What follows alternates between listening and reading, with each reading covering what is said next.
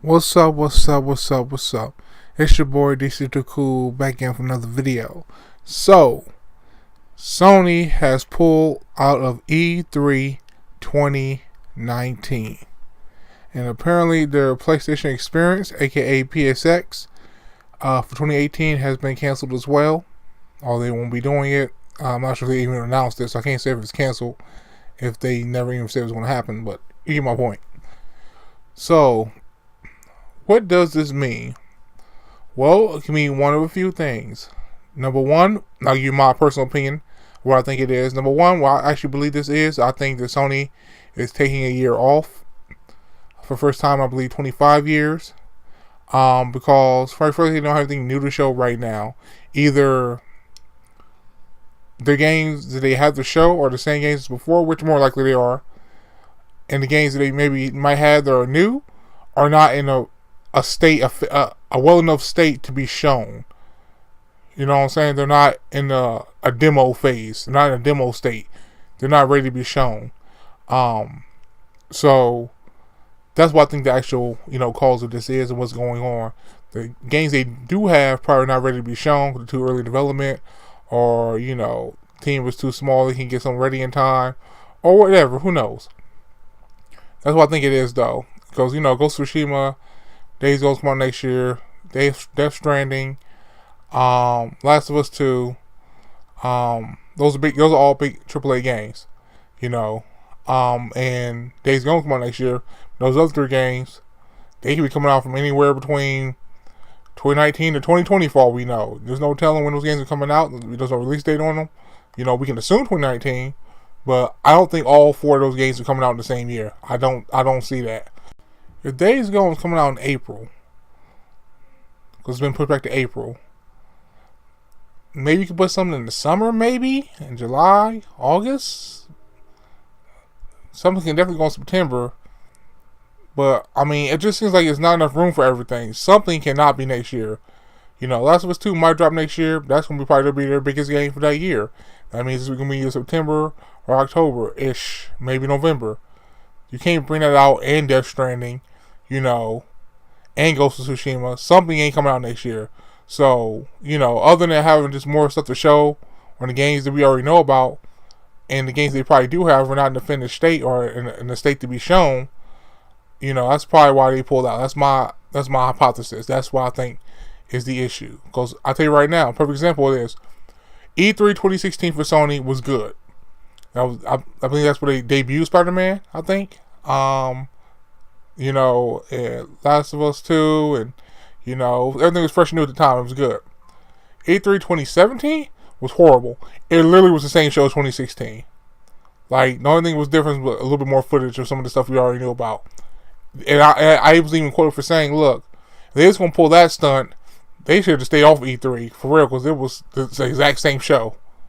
2018, this past year, was pretty solid. It was okay. It was good. And we got basically just more gameplay stuff we already knew was coming out. Which I expected. So, they probably don't have anything to show right now. I don't think they're going to miss E3 every single year. I think this is an anomaly. I don't think they're going to miss E3 every single year. I think that this is just, just an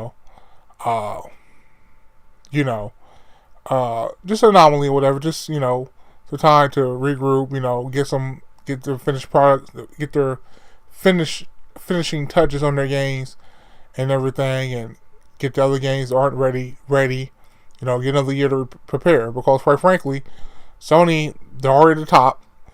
They have, some of the best exclusives out there, and their games all do commercially well, and critically well. So they're winning. There's nothing they have to prove. No matter what type of game you're into, the Sony platform offers that to you. No matter what kind of genre you like, they have something for everyone. Period. And that's a fact. That's not fanboying or whatever. That's a fact. Any genre you can think of, from most obscure to the most hardcore, they have something for you. So, with that in mind, they have nothing to prove. They're in the lead. So, I think they're just taking time off to get games ready, whatever the case may be. I do believe there will be E3 every year. I also believe it's also kind of a mistake for them not being at E3, because your presence and your You know, your showmanship is a big deal. You know that it don't look. To me, it just don't look right how E3 without Sony. Now I wish Nintendo was still there too. The Rex are cool and all, but it ain't the same thing. It just is not the same thing. You know. And I know some people try to downplay E3 and say, well, it's not as big as it used to be, or it's not, you know, as big of a deal as it used to be. I completely disagree with that.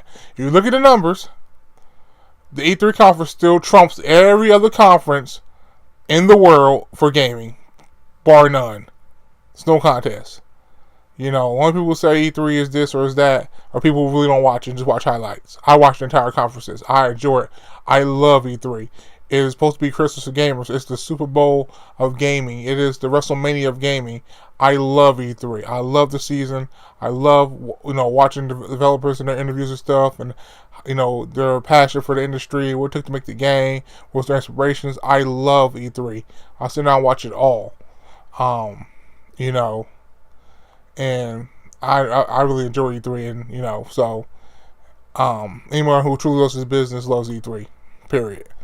So, you know, but the downside of that, you know, it could be it's possible that Sony could be pulling out E3 and they're going to go the Nintendo route and go, you know, have their own in-house, because they did say something about, you know, we look for another way to connect with our users, our fans and stuff next year, so on and so forth. And so they could be going the Nintendo route. Maybe they're going to try it next year to see how it goes. If it goes well, maybe they will stay that route, you know, and do their own in-house streaming service and, you know, and stream their own games or conferences, mini conference for you know, less money in-house or whatever, or something they pick. Who knows? But I don't think they're going to do that, though. I think they're going to come back to E3 next year, or year after next, 2020. Especially when they start announcing, you know, which I don't think is coming out no time soon, despite the rumors and stuff, PS5 and, you know, some new games or whatever. But we'll see. We'll see what's going to be. But I think Nintendo, Jesus. I think Sony is just taking 1 year off. I think that, you know, Sony need to panic yet. Now, if they miss 2020's E3, you know, then I think we got to work, you know, I think it's time to panic. Then I think it's time to, like, okay, this stuff just went left, you know. One conference, okay, I can understand. Cool, whatever. 2020, you missed that one too, and you ain't coming to that one, and no PSX that year.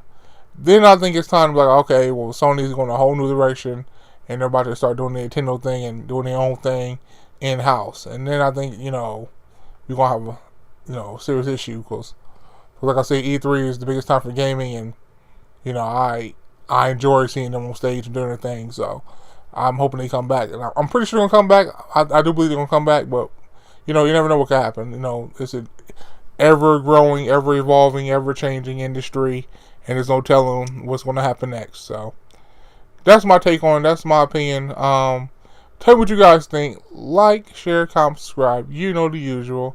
The next time, I will catch you guys later. Peace.